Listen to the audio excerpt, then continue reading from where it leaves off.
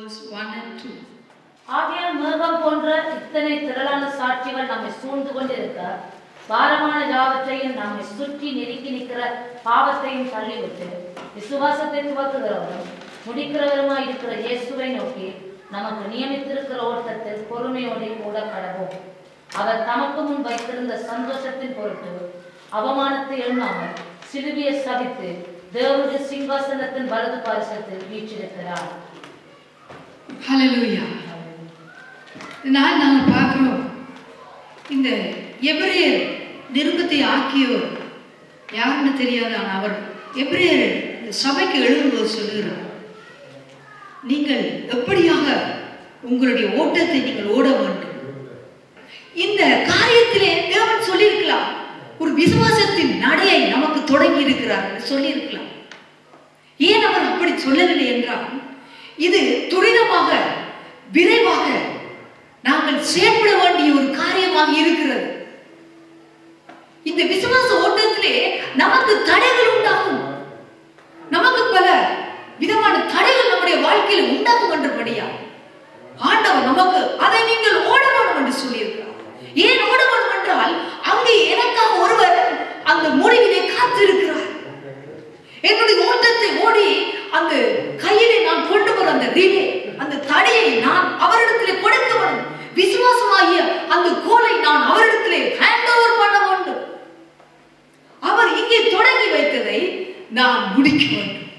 எல்லாரும் சொல்லுங்க, நான் முடிக்க வேண்டும். உங்களுக்காக கணவனுக்காக மனைவியோட முடியாது, மனைவிக்காக கணவனோட முடியாது, பெற்றோர்களுக்காக பிள்ளைகளோட முடியாது, பிள்ளைகளுக்காக பெற்றோர்களோட முடியாது. அவரவர் யார் யார் பந்தய சாலையில் கர்த்தர் விசுவாசத்தை தொடங்கி வைத்தார்கள், யார் யார் தங்கள் உள்ளத்தில் இயேசு கிறிஸ்துவை ஏற்றுக்கொண்டிருக்கிறோம், அந்த நித்திய ஜீவனை பெறுகிற அந்த நாளில் கர்த்தராகிய இயேசு கிறிஸ்து வரும் அந்த நாளிலே அவர் நமக்கு அந்த கிரீடத்தை சூட்டத்தக்கதாக நாம் ஓட வேண்டும். இந்த ஓட்டத்திலே ஓடுபவருக்கு ஒரு ரிவார்டு கொடுக்கிறார் கர்த்தர். அதைத்தான் பவுல் சொல்லுகிறார், எனக்காக நீதியின் கிரீடம் காத்திருக்கிறது. நம் ஒவ்வொருவருக்கும் ஒரு கிரீடத்தை ஆண்டவர் வைத்திருக்கிறார். ஏதோ ஒரு சிலருக்காக அல்ல, ஒவ்வொருவருக்கும் ஒரு கிரீடத்தை ஆண்டவர் வைத்திருக்கிறார். இந்த ஓட்டத்திலே பலவிதமான தடைகள் நம்முடைய வாழ்க்கையிலே வந்து சேரும். Yes, so many obstacles. It's make your relay to slow. உன்னுடைய ஓட்டத்தை மெதுவாக ஓட பண்றதாகவும், உன்னுடைய ஓட்டத்தை தடை பண்ணக்கூடியதாக வரும். அதைத்தான் இங்கே இந்த எபிரேய ஆக்கியர் சொல்லுகிறார். அழகாக பாரமான யாவற்றையும், இப்போ ஒரு காரியத்தை நான் மனதில் வைக்கும்படி அதை வச்சுட்டு ஒரு வாங்க, இவர் எப்படி ஓடுவார், கொஞ்சம் ஓடி பாரு, ஓட முடியாது இல்லையா? ஓட்டத்தை என்ன செய்யும்? சுருவா. அதனால நான் சொல்றேன், தேங்க்யூ. அதனால நான் சொல்றாரு, பாரமான யாவற்றையும் என்ன செய்யணும், நீங்கள் விலக்க வேண்டும். யார் விலக்கிறது? நீங்க தூக்கி கொண்டு முதுகுல ஒரு பாரம், இங்க ஒரு ஹேண்ட் பேக், இங்க ஒரு பேக், இங்க ஒரு ஹெவியான பேக், தலைக்குள்ள ஒன்று, கழுத்துல முதுகுல ஒரு சுமை, காலில் ஒன்று, இடுப்புல ஒன்று கட்டிட்டு நாங்கள் ஓட முடியாத ஓட்டத்தை தேவனுக்காக நாங்கள் ஓட முடியாது. அப்படியா? அதில் ஒவ்வொன்றும் ஒவ்வொரு வித நுகத்தடிகள். அதில் அவர் சொல்லுகிறார், நீங்கள் இப்படி ஓடிக்கொண்டு வரும்போது நீங்கள் கற்பனை செய்து பாருங்கள், இப்படி மாற்றி வார அந்த பாரத்தை தூக்கிட்டு சில கதிரைகள், சில மேசைகள், சில காரியங்கள் மூட்டையாக மதில்களாக தடைகளாக இருந்தால் அவர் ஓட முடியாது. You can't run. அதைத்தான் இங்கே சொல்லுகிறார், பல தடைகள் உங்களுக்கு உண்டு. சுற்றி நெருங்கி நிற்கிற பாவத்தை நீங்கள் தள்ள வேண்டும். பாரமான யாவற்றையும் முதலாவது நீங்கள் இறக்கி வைக்க வேண்டும். பாரமாய் நீங்கள் சுமந்து கொள்ளுகிற உங்களுடைய சொந்த திட்டங்கள், உங்களுடைய சொந்த காரியங்கள், your own heaviness, it not let you to run to the faithful relay. நம்மை சுற்றி நெருங்கி பாவம் எப்பொழுதும் நம் கண்முன்னாலே மாத்திரமல்ல, எப்படி நிற்கிறான், it is very close. ஒரு காலடி எடுத்து வைக்க முடியாத அளவுக்கு உன்னை உட்கார வைத்துவிடும் பாவம். It make you to sit. It make you to sleep. You can't move even a step. அதனால்தான் இங்கே எபிரேய ஆக்கியர் சொல்றார், உங்களை சுற்றி நெருங்கி நிற்கிற பாவங்களை நீங்கள் தள்ளிவிட வேண்டும். தள்ளிவிடுறது எப்படி? என்னை சுற்றி நெருங்கி நிற்கிற மனுஷனை பொருட்களை நாங்கள் என்ன செய்வோம்? நெருப்பு பிடிக்குது என்று சொன்னால் நாங்கள் என்ன செய்வோம்? தள்ளி விட்டு நாங்கள் வெளியே எஸ்கேப் பார்ப்போம். அப்படியாகத்தான் நாங்கள் பாவங்களை எங்களுடைய வாழ்க்கையிலே நாங்கள் வைத்திருக்கும் போது நாங்கள் தேவனுடைய ஓட்டத்தை முடிக்காமல் இடையிலே விட்டுவிடும். இருளங்களை சூழ்ந்துவிடும். பிசாசங்களை பாவத்துக்கு அடிமையாக்கி விடுவோம். We will slave to sin. We will slave to devil. அதனால்தான் கர்த்தர் விரும்பாத காரியங்கள் எதை தேவன் நமக்கு உணர்த்துறாரு? இல்ல எனக்கு மனசுக்கு தெரியுமே, அது என் ஓட்டத்தை தடை பண்ணும் காரியங்கள். தூசியை உதறிவிட்டு, பாரங்களை உதறிவிட்டு நாம் எழுந்திருக்க வேண்டும். கிறிஸ்துவை நோக்கி தேவன் நமக்காக வைத்த ஓட்டத்தை தடமாற செய்கிற எல்லாவற்றையும் நாங்கள் விட்டுவிட வேண்டியவர்களாய் இருக்கிறோம். When you have heaviness in your life, it's make you run slow and hard. You will lose your crown. உன்னுடைய பந்தய பொருளை நீ இழக்க வேண்டி வரலாம். ஒரு விதத்திலே அங்கே பவுல் சொல்லுகிறார், தேமா என்பவன் பவுலோடு கூட ஊழியம் செய்தான். பவுலோடு கூட மிகவும் ஒரு வலிமையான ஒரு ஊழியக்காரனாய், பவுலோடு இணை ஊழியனாய் திரிந்த ஒரு மனிதன், ஒரு தேவ மனுஷன். தேமாவை குறித்து குறிப்பாக பெயர் சொல்லி அங்கே பவுல் தீமோத்தேயுக்கு எழுதுகிறார், தீமோத்தேயுவே, உன்னுடைய விசுவாசத்தை ஜாக்கிரதையாக காத்துக்கொள். இந்த கடைசி நாட்களில் ஒரு வாலிபனாய் இருக்கிறார். அவனுக்கு சொல்ற, அப்பனே, கடைசி நாட்களில் மனுஷன் சத்தியத்தை விட்டு விலகி கட்டுக்கதைகளுக்கு சாய்ந்து போகும் காலம் வரும். The day is coming. சத்தியத்துக்கு செவியை கொடுக்காமல் செவியை விலக்குவார்கள். கட்டுக்கதைகளுக்கு காதை கொடுத்து ஆஹா இன்ட்ரெஸ்டா இருக்கிறது, இது நன்றாக இருக்கிறது, ஏனென்றால் தங்களுடைய வாழ்க்கையை சுத்திகரிக்க பிரியமில்லாதபடியால் கட்டுக்கதைகளை நம்புவார்கள். அவைகள் உங்களுக்கு நித்திய ஜீவனை தருவதில்லை. அவைகள் சத்தியமாய் இல்லாதபடியால் உங்களை விடுதலை செய்ய மாட்டார்.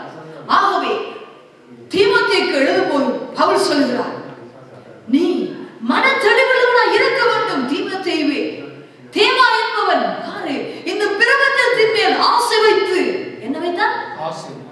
ஆசை வைத்து என்னை விட்டு போய்விட்டான். உலகத்துக்குள்ளே ஒருவன் போய்விட்டான். தேமா என்பவன் பேர் சொல்லுகிறார், இதோ என்னோடு கூட ஓடினார்கள், விசுவாசத்தின் ஓட்டத்தை ஓடினார்கள். இப்பொழுது எங்க போயிட்டான்? உலகத்துல போயிட்டான். 2 தீமோத்தேயு எடுத்து வாசித்து திரும்பவும் இருக்கு பாருங்க. 2 தீமோத்தேயு 4ஆம் அதிகாரத்திலே நாங்கள் எடுத்த அந்த வசனத்தை நாங்கள் பார்ப்பது நமக்கு நல்லது. 2 தீமோத்தேயு 4ஆம் அதிகாரம் 5ஆம் வசனம். அதுல இருக்கு, நீயோ எல்லாவற்றிலும் மனத்தெளிவு உள்ளவனாயிரு, தீங்கு அனுபவி, சுவிசேஷனுடைய வேலையை செய், உன் ஊழியத்தை நிறைவேற்று. ஏனென்றால் நான் இப்பொழுதே பான பலியாக வார்க்கப்படும் போகிறேன். நான் தேகத்தை விட்டு பிரியும் காலம் வந்தது. நல்ல போராட்டத்தை போராடினேன், ஓட்டத்தை முடித்தேன், விசுவாசத்தை காத்துக்கொண்டேன். இங்கே சொல்லுகிறார் பவுல் அந்த வயதான காலத்திலே சொல்லிக்கொண்டு வருகிறார் இவைகளை. நீயோ தீமோத்தேயுவே, ஊழியக்காரனே, விசுவாசியே, இது கடைசி காலம். நீ எல்லாவற்றிலும் ஒரு தெளிவுள்ளவனாய் இரு. You want to be understand what is the Christianity, what Jesus said to you. You want to know about. நீ விழித்திருந்து ஜெபிக்கணும், உன் ஆத்துமாவை காத்துக்கொள்ளணும். உன்னுடைய ஓட்டத்தில் உண்டாகிற தடைகளை நீ தான் அகற்ற வேண்டும். உனக்காக மற்றவர் வந்து அகற்ற மாட்டான். உனக்கு தெரியணும், உனக்கு நித்திய ஜீவன் வேண்டும். மரணத்துக்கு பிற்பாடு கர்த்தர் உனக்காக சொன்ன வாக்குத்தத்தத்தின்படி அவர் நித்திய ஜீவனை தருவேன் என்பது. அழிந்து போகாத அந்த ஜீவனை பெற்றுக் கொள்ளும்படியாக ஆண்டவராய் இயேசு கிறிஸ்து சிலுவையில் சம்பாதித்து தன் ஜீவனை கொடுத்தவர்.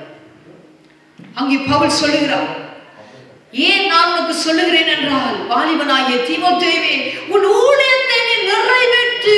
தீமோத்தேயுவே, உனக்கு கர்த்தராலே கொடுக்கப்பட்ட ஊழியம் கனம் பெற்றது.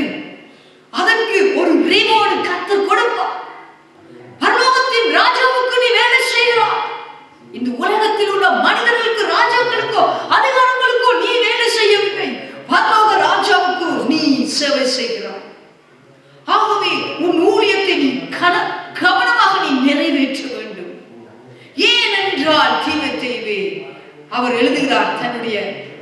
வயதான காலத்தில் நான் இப்பொழுதே பானபலியாக வார்க்கப்பட்டு போகிறேன். அவர் சொல்லுகிறார், நான் ஒரு ஆஃபராக நான் கர்த்தருக்காக கொடுக்கப்பட்டு விட்டேன். என் தேகத்தை நான் விட்டு பிரியும் காலம் வந்தது. பார்த்தீங்களா? அவர் சொல்லுகிறார், the time to departure, நான் இந்த உலகத்தை விட்டு கடந்து போக வேண்டிய ஒரு காலத்துக்குள் வந்து விட்டேன். ஆகவே வாலிபனே, தீமோத்தேயுவே, he encouraged the youth, he encouraged the minister. அவரால் உருவாக்கப்பட்ட ஒரு தீமோத்தேயுவுக்கு அவர் சொல்லுகிறார், தீமோத்தேயு, நல்ல போராட்டத்தை போராடினேன் அப்பா. பாத்தீங்களா என்ன சொல்லுகிறார்? I have fought a good fight, I have finished my relay, I kept my faith. என்னுடைய விசுவாசத்தை நான் காத்துக் கொண்டேன். நாம் ஒவ்வொருவரும் நம்முடைய வயதான காலங்கள் வருகிற போது இதை சொல்லக்கூடியதா நமக்கு இருக்கும். அதனால்தான் பவுல் தீமோத்தேயு எபிரேயருக்கு அது எழுதப்படுகிறது, இப்படியாக நீ உன் பாவங்களை களையாவிட்டால், உன் பாவங்களை நீ தள்ளிவிடாவிட்டால், you will lose your heart, you will lose everything. You must careful about your life in a spiritual life. நான் சொல்லுகிறேன், உங்களுடைய பிசிக்கல் லைஃபை விட உங்களுடைய ஆவிக்குரிய ஜீவியம் அது உன்னதமானது. If you lost once, you can't find out. ஏசா என்பவனை பார்த்தீர்கள் என்றால், யாக்கோபுடைய சகோதரன் ஒரு விஷயம், தன்னுடைய சிரேஷ்ட புத்திர பாகத்தை அசட்டை பண்ணி ஒரு நேர வாய் சாப்பாட்டுக்காக தன்னுடைய சகோதரனை பார்த்து சொன்னார், ஐயோ நான் களைத்திருக்கிறேன், சாக போகிறேன், இந்த சிரேஷ்ட புத்திர பாகம் எனக்கு எதுக்கு?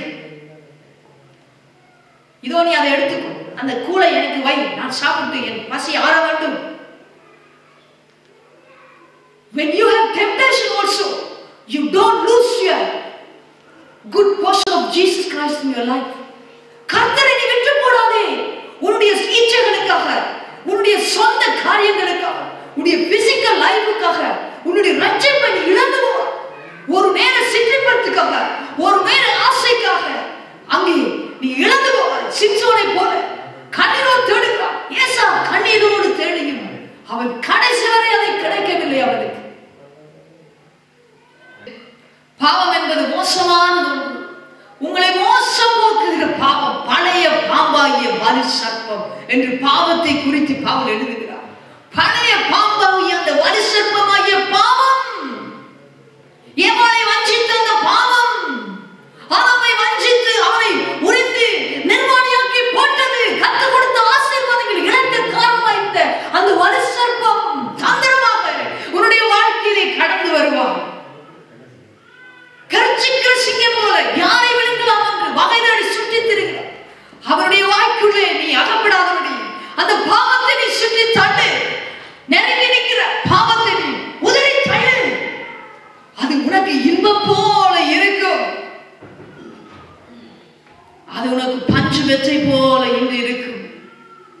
அது நாளைக்கு புழுக்களே உன் போர்வை, பூச்சிகளே உன் படுக்கை என்று சொல்லத்தக்கதாக அந்த புல்லாத நரகத்துக்குள்ளே உன்னை தள்ளி கொண்டு போய் விடும். அந்த பாவம், பாவத்துக்கு வல்லமை உண்டு. பாவத்தின் சம்பளம் மரணம். பாவம் மனிதனுக்குள்ளே பிரவேசிக்கும் போது it is poison, அது ஆவிக்குரிய நஞ்சு. உன்னை கரைப்படுத்தி உன்னை தேவனை விட்டு பிரித்து விடும். நீ குருடனை போல இருளிலே இருப்பாய். வெளியே பார்க்கும்போது நல்லவனை போல இருப்பாய். எல்லாம் நன்றாய் இருக்கிறது கர்த்தாவே, நான் கர்த்தரோடு தான் இருக்கிறேன். அந்த பரிதாபம், சாத்தானை வஞ்சித்து விட்டார். நீ கர்த்தரை விட்டு விலகி அநேக நாட்களாய் போய்விட்டார்.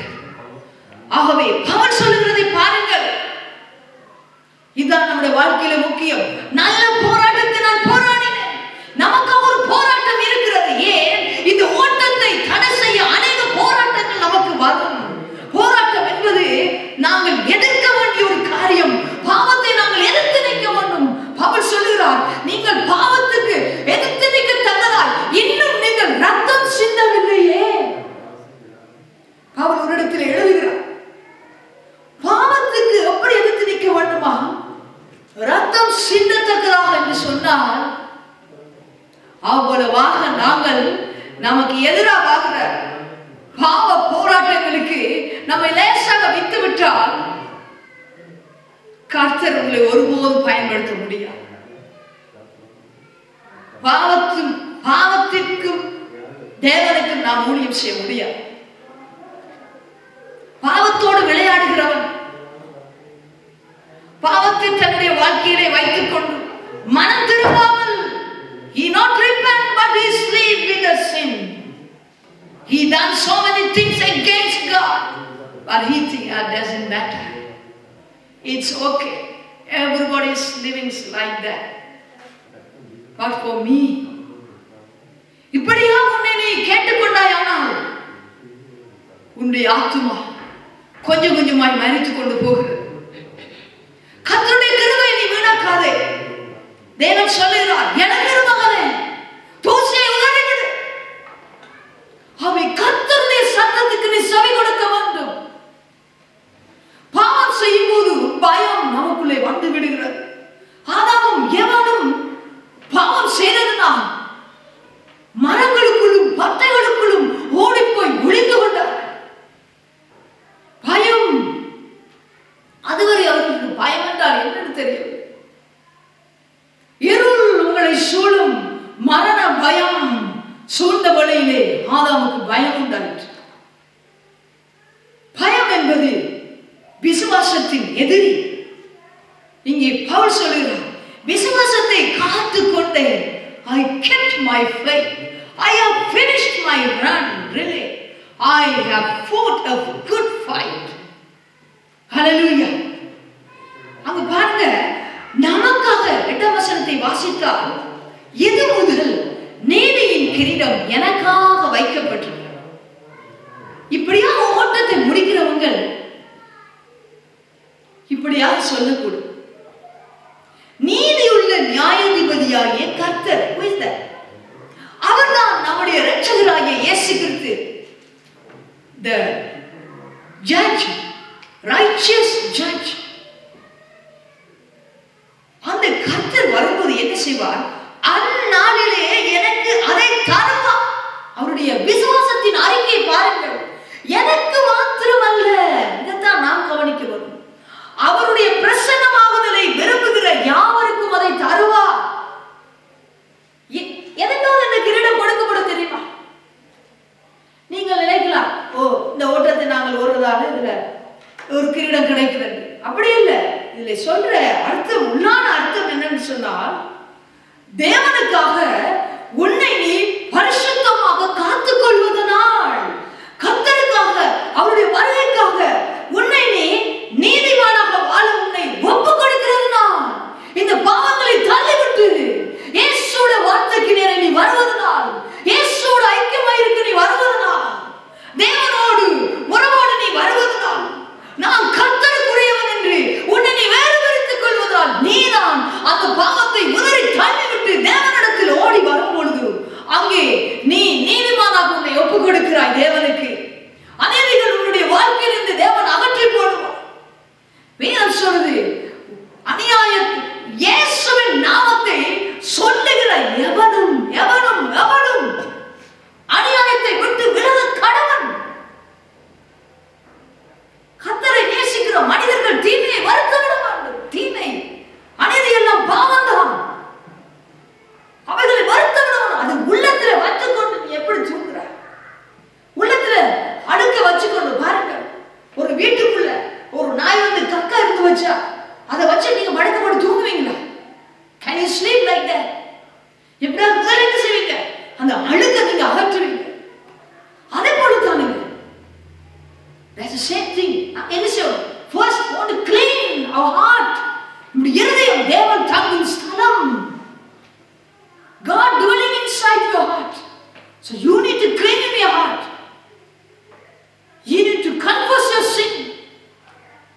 You need to ask grace from God. You need to ask His blood. அவருடைய பரிசுத்தமாக்கும்படியாய் தேவனுடைய சமூகத்துக்கு நீ வர வேண்டும். ஆண்டவர் இந்த 2ஆம் வருகையிலே அங்க பவுல் சொல்கிறார், அப்படி இரண்டாம் வருகையிலே அந்த கிரீடத்தை நீ பெற்றுக்கொள்ள வேண்டுமானால் நீ நீதியாக வாழ உன்னை தேவனுக்கு நீ ஒப்பு கொடுக்க வேண்டும். நீ பரிசுத்தமாக தேவனுக்காக வாழ உன்னை நீ ஒப்பு கொடுத்து பாவங்களை நீ தூராக்கும் போது அந்த கிரீடம் உனக்காக அங்கே காக்கப்படுகிறது. ஹல்லேலூயா சொல்லு. விசுவாசம் பாருங்கள், இந்த விசுவாச ஓட்டத்தில் விசுவாசிக்கும் போது நாங்கள் பாவத்தை உதறி தள்ளுகிறோம். நாங்கள் கர்த்தரை விசுவாசிக்கும் போது, அவருடைய வார்த்தையை விசுவாசிக்கும் போது நமக்கு ஒரு சந்தோஷம் உண்டாகிறது. பாவங்களை நம்மை விட்டு விலக்கும் பொழுது ஒரு சந்தோஷம் உண்டாகிறது. பாவத்திலிருந்து நாங்கள் மனம் திரும்புகிறோம், குடியிலிருந்து மனம் திரும்புகிறோம். அது வேண்டாம், என் தேவன் விரும்பாது. கர்த்தருடைய ராஜ்யத்தில் என்னை சேர்ப்பதில்லை, என்னை கரைப்படுத்துகிற அந்த சூதாட்டம் வேண்டாம், அந்த சிகரெட்டு படி வேண்டாம் எனக்கு. எப்படி நீ கர்த்தருடைய பந்தியிலும் பேய்களுடைய பந்தியிலும் நீ இரண்டிலையும் நீ பானம் பண்ண முடியாது. கர்த்தருடைய திருவிருந்திலே அவருடைய பரிசுத்த சரீரத்திலே நீ பங்கு பெறுகிற நீ எப்படி நீ இருளின் கிரியைகளோடு ஒத்து போக முடியும்? It is a question. மனசாட்சியிலே சூழ்ந்த மாயர் பொய்ய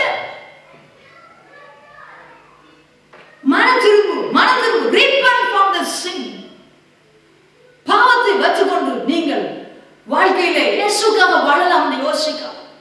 You need to ask God, கர்த்தாவே உமக்கு விரோதமான பாவம் செய்தேன், என் உள்ளத்திலே இருக்கப்பா. தாவீதை போல கதறு 51 சங்கீதத்திலே சொல்றான், என் வாழ்க்கையிலே பாவம் உண்டு கர்த்தாவே, அதிலிருந்து எனக்கு விடுதலை தாரும், நான் மனம் திரும்புகிறேன் இந்த அசுத்தங்களில் இருந்து. நீ ஆண்டவரிடத்தில் கேட்கும்போது அவர் பலன் தருவார். சோதிக்கப்படுகிறவர்களுக்கு அவர் சோதனையிலிருந்து தப்பித்துக் கொள்ளும் போக்கை உருவாக்கி தருவார். அவர் தேவன், அவர் பொய் சொல்ல மாட்டார். அவர் நீ கடந்து போகிற ஒவ்வொரு சோதனைக்குள்ளையும் அவர் கடந்து சென்றார். ஆனாலும் பாவம் இல்லாமல் இருந்தார். He doesn't have sin in his life. அவருடைய வாழ்க்கையிலே பாவம். Jesus Christ is holy, holy forever. Heaven celebrating his holiness. The earth celebrating. We are celebrating. He provides his holiness and righteousness for you and me. அவருடைய நீதியையும் அவருடைய பரிசுத்தத்தையும் அவர் பிரசன்டாக எங்களுக்கு கொடுத்திருக்கிறார். Because of his blood. His blood speaking in the right side of throne. Hallelujah. சிங்காசனத்திலே இருக்கிற அந்த தேவன். நாங்கள் அந்த வசனத்தை இரண்டாவது தரம் வாசிப்போமா? எபிரேயர்ல எழுதப்பட்ட அந்த 12 chapter 2nd verse இரண்டாம் வசனத்தை வாசியுங்கள். அவர் தமக்கு முன் வைத்திருந்த சந்தோஷத்தின் பொருட்டு அவமானத்தை எண்ணாமல் சிலுவையை சகித்து தேவனுடைய சிங்காசனத்தின் வலது பரிசத்தில் வீற்றிருக்கிறார். பாருங்கள், இயேசு கிறிஸ்து இந்த ஓட்டத்தை முடித்திருக்கிறார். அதன் அர்த்தம் என்ன தெரியுமா? ஆண்டவராய் இயேசு கிறிஸ்து இந்த ஓட்டத்தை முடித்திருக்கிறார். கரங்களை தாட்டி தேவனுக்கு ஒரு நிமிஷம் மகிமைப்படுத்தும். அல்லேலூயா. அவர் ஓட்டத்தை முடித்து எங்கே இருக்கிறாரா? சிங்காசனத்திலே தேவனுடைய வலது பார்சத்தில் இருக்கிறார். அவர் ஓடும்போது அவர் எதை பார்த்தாராம்? தனக்கு முன்னுக்கு வைத்திருந்த சந்தோஷத்தை பார்த்தார். அவருக்கு முன்னால வைத்திருந்த சந்தோஷம் என்ன? அவருக்கு முன்பாக வைக்கப்பட்டிருந்த சந்தோஷம் பிதாவின் வலது பார்சத்தில் இருக்கும் அந்த சிங்காசனம். அல்லேலூயா. பிதாவோடு இருக்கிற ஆளுகை அவர் பார்த்தார். அல்லேலூயா. அதனால் இந்த பூமியிலே he ready to receive everything what is against him. பாவிகளாலே நொறுக்கப்பட்டார், பாவிகளாலே தாக்கப்பட்டார், பாவிகளாலே நிந்திக்கப்பட்டார். அவர் பாருங்கள், அவர் தனக்கு முன்னால தேவன் வைத்திருந்த சந்தோஷத்தை பார்த்தார். அவமானத்தை அவர் எண்ணாமல், சிலுவை எல்லாம் சேர்ந்து சொல்லுங்க அந்த வார்த்தையை, அவமானத்தை எண்ணாமல். எல்லாரும் பார்த்து சொல்லுங்க, வாயிலே உங்களுக்கு எல்லாம் எல்லாரும் சொல்லுங்க. சிலுவையை சகித்தார். தேவனுடைய தேவனுடைய சிங்காசனத்தின் வலது பார்சத்தில் வீற்றிருக்கிறார். பாருங்க, இயேசு கிறிஸ்து உங்களுக்கு இறங்காட்டி உங்களுக்கு ஒன்றுமே இல்லை. நமக்காகத்தான் இந்த ஓட்டத்தை அவர் ஓடி முடித்திருக்கார். நமக்கு வாசிக்க கூட சோம்பலா இருக்கு. ஹல்லேலூயா. நாம் அதை சிலுவையை சகித்து என்று வாசிக்கும் போது we need to understand how much he suffered for me, for you. Hallelujah. இங்க பாருங்கள், ஆண்டவர் இயேசு கிறிஸ்து அந்த ஓட்டத்தை முடித்து நமக்கு ஒரு நம்பிக்கையை கொடுக்கிறார். நாம் என்ன செய்யணும்? ஆண்டவர் எதை நோக்கி பார்த்தார்? நமக்கு முன்னால வச்சிருக்கிறார் சந்தோஷத்தை நோக்கி பார்த்தார். நாம எதை பார்க்கணும்? எனக்காக இயேசு கிறிஸ்து சிங்காசனத்தில் இருந்து என்ன செய்கிறார்? பரிந்து பேசிக் கொண்டிருக்கிறார். மகன் அந்தனி, என் மகன் கரிசா, என் மகன் யசுரன், என் மகன், அப்பா நான் அவர்களுக்கு யாவும் செய்து முடித்திருக்கிறேன். Please provide that, Lord. Father, provide that. Father, do it that. Father, please forgive. My blood is here. இந்த கையை காட்டுவா. கையில் இருக்கு காயங்களை காட்டுவா. வியாதியை சுகமாக்குங்க.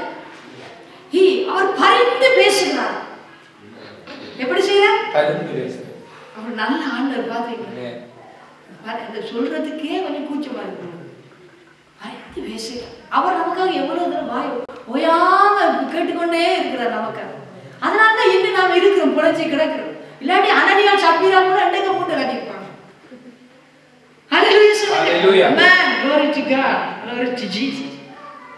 அதனால பாருங்க, இந்த விசுவாசம் ஓட்டத்துல நமக்கு இந்த பயம் வார நேரத்துல, சந்தேகம் வார நேரத்துல, தேவனை குறித்து ஒரு சந்தேகம் நமக்கு வரும்போது, ஐயோ நான் இவ்வளவு நான் ஜெபித்தனே ஆண்டவரே, ஒன்றுமே எனக்கு கிடைக்கிறது என்று சொல்லும்போது எங்களுடைய விசுவாச ஓட்டம் தடைபடுகிறது. ஏனென்றால் சந்தேகம் உள்ளே வந்து விடும்போது பயம் வந்து விடுகிறது.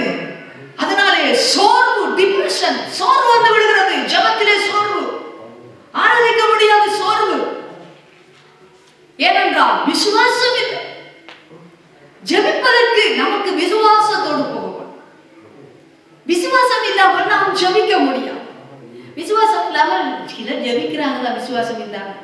என்ன born again கிறிஸ்டியன்ஸ் இல்லாதவங்க தங்களுடைய சொந்த நம்பிக்கையில ஜெபிக்கிறாங்க. ஆனா கர்த்தருக்குள்ள மறுபடி பிறந்தவர்கள் ஆவியோடு உண்மையோடு தேவனிடத்திலே ஜெபித்து காரியங்களை சாதிக்கிறார்கள். அவங்க தேவ ஆவியை பெற்ற ஜனங்கள், தேவனுடைய ஜனங்கள். ஹல்லேலூயா.